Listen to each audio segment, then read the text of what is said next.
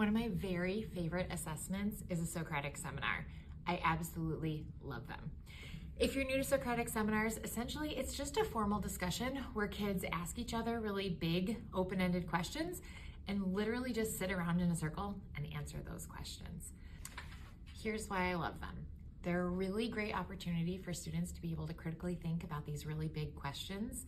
It helps practice the really important skill of actually listening to one another, and they start to make these really amazing connections between whatever unit you're learning in history and other historical time periods and what's going on in our world today. There's a lot of little tips that can really help make a Socratic seminar run smoothly. Here are some of the tips that I've learned. The first is that you want to give students time to actually brainstorm the answers to these questions. They're really big questions, but if you just throw them in and ask them without any warning, it's going to take them a while to process and actually be able to answer them. So I do this a couple of different ways. The first one is I just give them a list of questions and then some boxes to fill in some keywords from the unit that might help them, and then just like their gut reaction. I usually have them fill this out for 5 to 10 minutes all by themselves, and then they sit and turn and talk with their turn to talk partner to get those ideas flowing.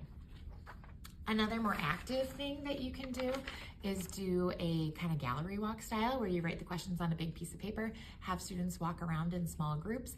This gets them talking about the questions, thinking about the questions, but in a really low stakes environment where they don't have a whole audience listening to them. Another thing that I find really, really helpful is letting them practice Socratic seminars, again, in that really low stakes way.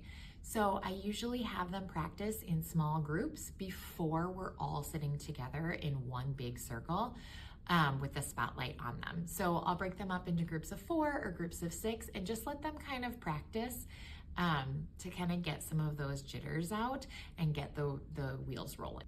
Another really helpful tip is to use a talking object. This is Peace Panda. He's a very important member of our community in my classroom, and he keeps the peace during a Socratic seminar. So kids know that you are not talking in the Socratic seminar unless you are holding the panda. And then kids get to have ownership over the Socratic seminar. I don't call on kids, they talk or they call on one another by throwing each other the panda to people who have their hand raised. Another thing that can set up your Socratic seminar for success is the way that you actually set it up.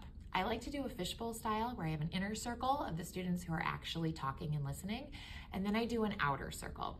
I've got classes of 24 or 25 kids, which is just too big for everyone to be participating all at the same time. So when we do an inner circle and an outer circle, the inner circle gets to be the active participants, and the outer circle is still being engaged.